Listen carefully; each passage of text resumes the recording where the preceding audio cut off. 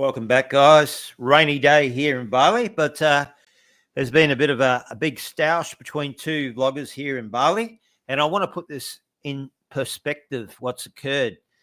So this is Gary, and he's got a channel, and it's a pretty big channel. I think he's got 6,000 or 7,000 subscribers, but there was another vlogger. I'll bring the other vlogger up by the name of Krisna, and Krisna is a Balinese fellow, and he did a video saying that Sanua wasn't, or there was something wrong with Sanua when he went and did a video there. And the other fellow took umbrage at what Krishna said.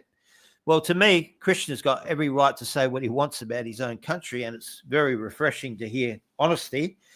So Gary was out of line, and basically Gary did a nasty video about Krishna. And apparently, I didn't see it, but that was what we heard. And Krishna fired back at Gary. And then Gary did an apology video. Since then, Gary has taken the apology video down. And so, but I want to put this all into perspective. Now, I'm in another community. It's the Philippines community. And this is how bad things can get.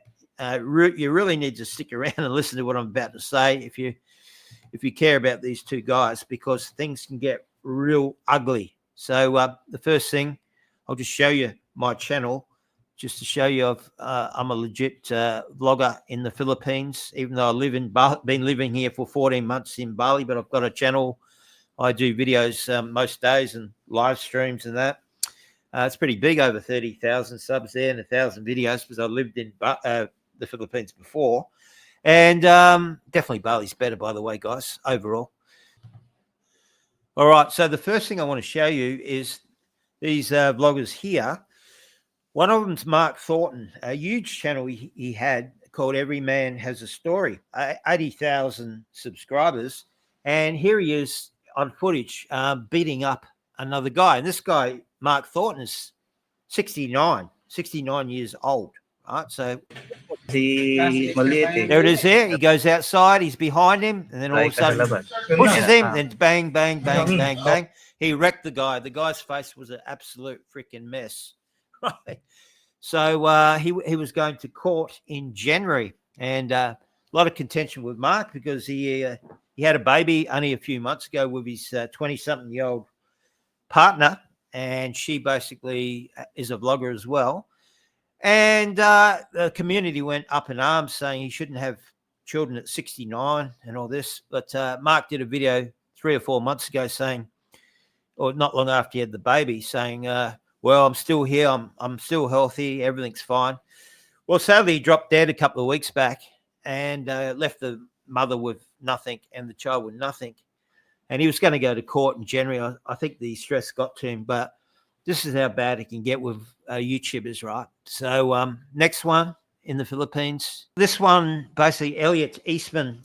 He didn't get into YouTube wars, but I just said I'll tell you anyway. He did videos he lived in the most dangerous and poorest area in the Philippines, in Mindanao, and he did videos down there, basically saying how well off he was. He was showing stuff on his videos, saying, oh, this cost 120,000 pesos, this one 50,000.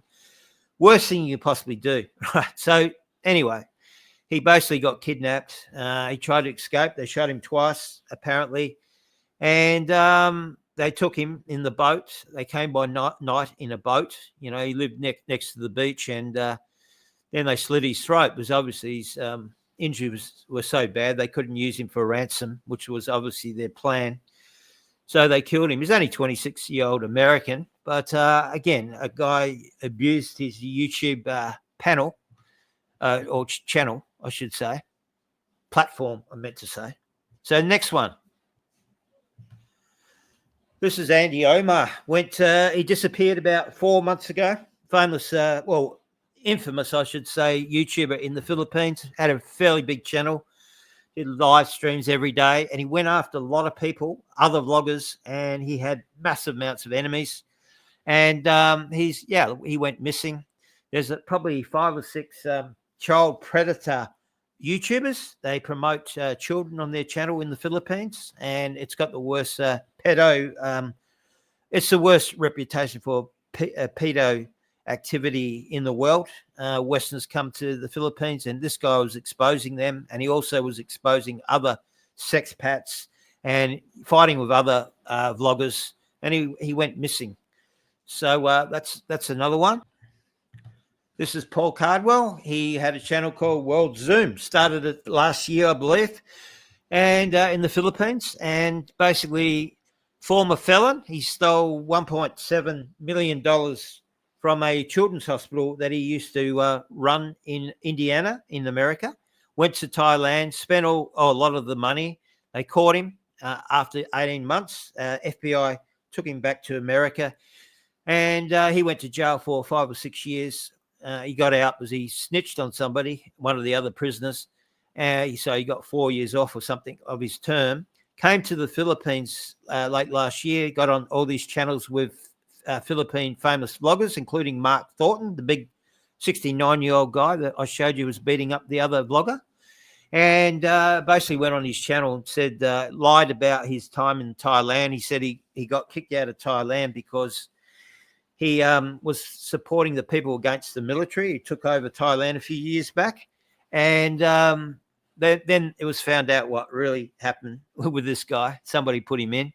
And anyway, his channel still evolved. But he went back to America for a couple of months, came back, and Mark Thornton, apparently it was Mark Thornton or another vlogger, basically put him into the authorities saying he was an undesirable.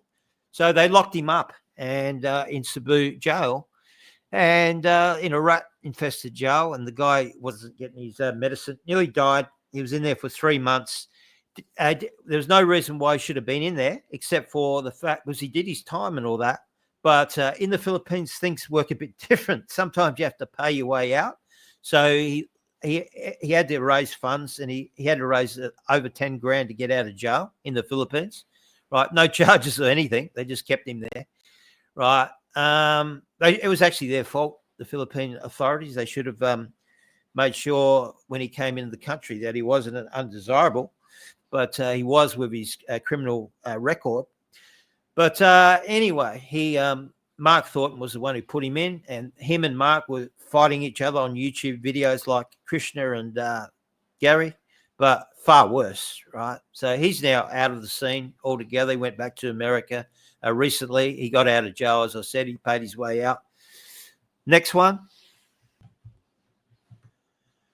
This is Barry Jordan. Now, Barry Jordan, a YouTuber again, used to get in multiple fights with other YouTubers until he stabbed a barmaid in the Philippines. And yeah, as I said, been there since 2015, and he never paid any visa fees. So he had 7-8 years or whatever it was of overpaid visa fees, and he stabbed the barmaid. But a guy that used to get into multiple conflicts with other vloggers, legal threats against each other, violent threats, death threats, the whole box and dice, right? So again, Krisna and Gary, if you're listening out there, this is how bad it can get, right? But I don't think those sort of guys will get this far down. But let's have a look at another guy.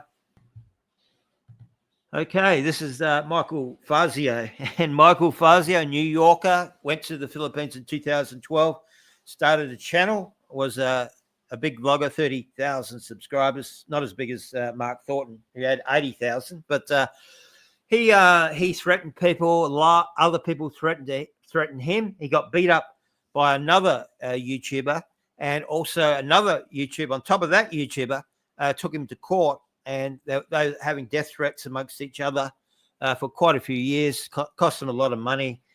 And he died this year as well. He dropped dead. He had a leg infection. He had a building site he was working on there in Cebu, or was it somewhere near Cebu, cut himself, and he got infected, and he kicked the bucket. So this is the Philippines genre, guys, right?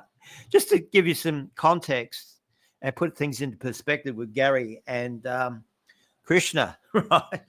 So, 3 dead this year and 1 missing. and one probably in jail for the rest of his time, and the other one deported, right? And that's not all the vloggers, right? There's other guys I could go on, and that's not counting since I've been in the scene since 2016. This has been going on all along. There's been lots of other deaths, lots of other violent confrontations between YouTubers and their fans or their ex-fans and all that. People going missing, all sorts of shit. So I thought I'd just put things in perspective. And yeah, Gary and Krishna, it'd be great if you guys just made up and all that, because we don't want this sort of shit creeping into the Bali vlogging scene. And thank you very much, guys. And give us a thumbs up. Please subscribe if you haven't already.